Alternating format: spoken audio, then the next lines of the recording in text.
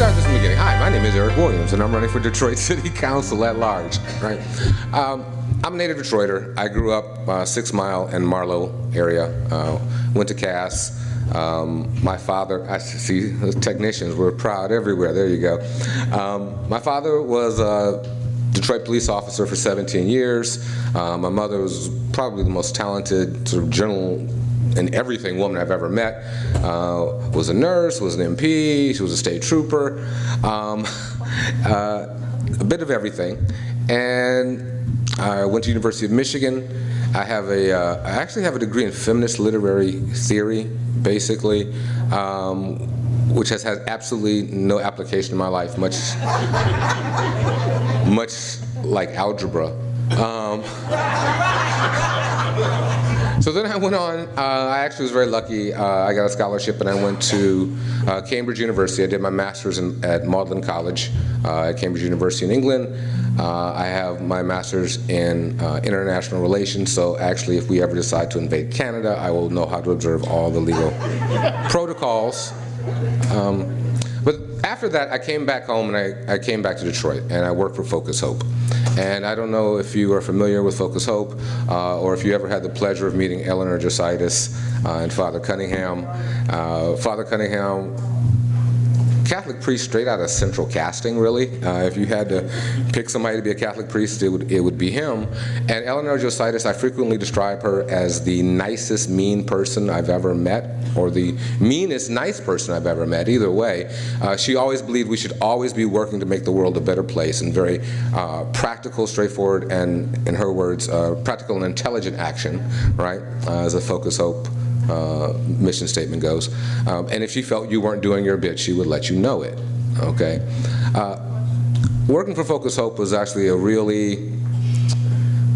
was a great experience because as somebody who had the opportunity to actually leave Detroit to go to Ann Arbor, then leave Ann Arbor to go overseas, for a minute you forget, right? You forget how hard a struggle it is sometimes in Detroit. So working at Focus Hope was a reminder I needed, and I thought at that point I was going to spend the rest of my life working in the nonprofit sector. Then I met the lovely woman who is the mother of my 2 very beautiful daughters who are somewhere out there, and my ex-wife. She's a lovely lady, and I moved to New York, and I worked for a number of nonprofits there, and after a number of years, I went to law school. So I went to Columbia Law, and after I graduated, I went to go work for, well, not the devil, but at least like the people he would hire as outside counsel, okay? So I worked for a number of large firms, and I did a lot of everything from securities litigation to sort of general business work, transactional work, and I realized I hated it with every fiber of my being. And you can't do something you hate. You just can't. Life is too short. So I started looking for a new job, and I found the job I have now at Wayne State, and I love it. It's wonderful. And I have 6 minutes and 43 seconds left, but I'm going to tell you a quick story about why I love my job. So I had a woman come in, and she wanted to start a business.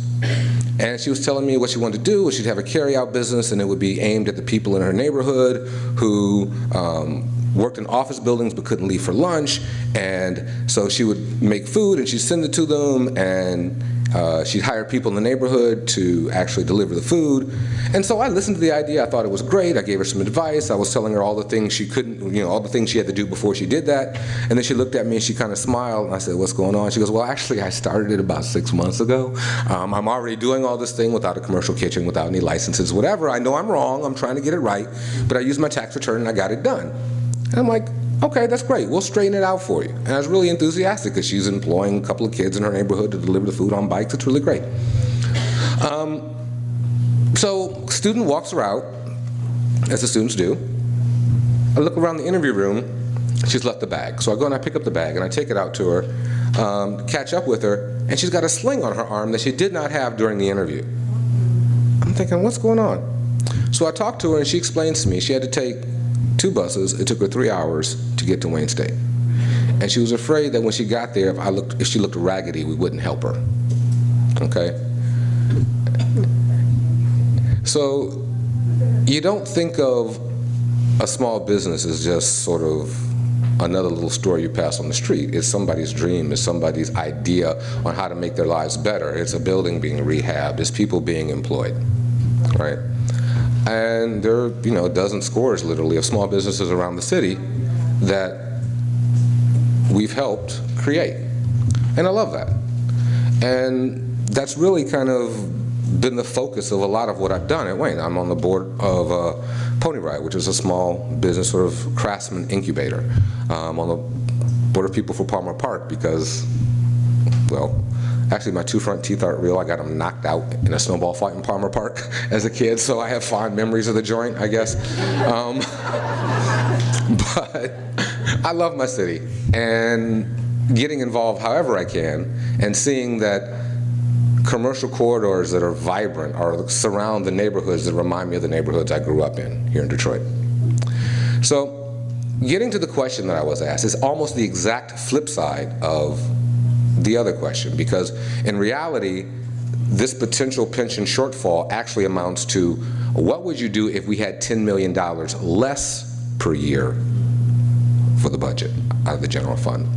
So I think everyone's read the question, but generally speaking, what it addresses is the fact that in the wake of the bankruptcy, it turns out that the actuaries used some outdated data with regard to life expectancy. The tables were outdated. It resulted in, among other things, there being a shortfall for the pensions.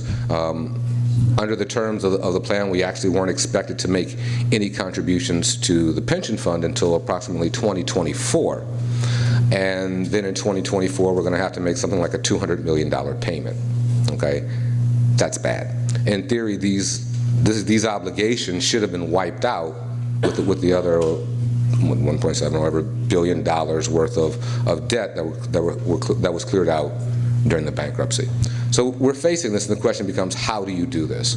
Well, recently, the mayor suggested that we find somebody who actually knows about these things. We hire a consultant. We talk to the consultant about the best way to address it. So the obvious answer is, well, we don't want to wait till 2024 and have to make a, what is it, $224 million or so balloon payment. When we don't want to do that, so we start putting money ahead of time. But the question then becomes, do we keep it in the general fund, or do we go ahead and put it in the pension fund, with considering that there actually may be fluctuations in the market that might impact which is the best approach. So they recently hired a consulting company of some renown, apparently from somewhere in Virginia, I believe, named Cherion or something. I've never heard of them. City Council just last week or 2 weeks ago approved a $175 million consulting contract for this group. So believe me, I actually literally had to ask some people who work in the building what exactly was going on, because you really didn't hear anything about this. You heard 2 minutes. Thank you. I'm really not going to get that 50-second back. No, we started over. Oh, okay. No, we started over. Oh, okay, we started at 10. No, I believe you. Okay, thank you. So I guess there weren't any actuarial consulting firms in Michigan or Detroit that could have been used, but $175,000 is going to them, and so $175,000. No. I'm sorry. My apologies. There's a $175,000 contract for them to come up with the best way for us to address this. Obviously, what it's going to mean is that we will probably end up taking roughly $10 million a year up between now and 2024, putting it aside either in a pension fund or somewhere else to avoid that balloon payment driving us into bankruptcy. Now the question becomes, how do we deal with this? Now, one of the things that we could clearly do, and that is pursue the company that screwed up. Right, can I say that? Who has, I would like to think they have malpractice insurance, right? And that's kind of what our city should be doing. They should be going after the people who've done us wrong. Our mayor, actually, to be perfectly honest, has a bad habit of failing to go after people who owe us money, the Red Wings being a prime example, and the money they owe us from the Red Wings lease, where they actually didn't pay us for the monies that were due for broadcast revenue. I think there were some shenanigans and such that happened there, but they've decided that they probably won't try to pursue that. He's mentioned pursuing this. I do not know. In any event, what we're going to find ourselves over the next few years doing is exactly what the bankruptcy was supposed to avoid, and that is cutting back services in order to make pension payments, which is odd because it seems to me, since they're guaranteed by the state constitution, that should probably be something the state should help out with. Just saying. Thank you very much. Thank you. Right.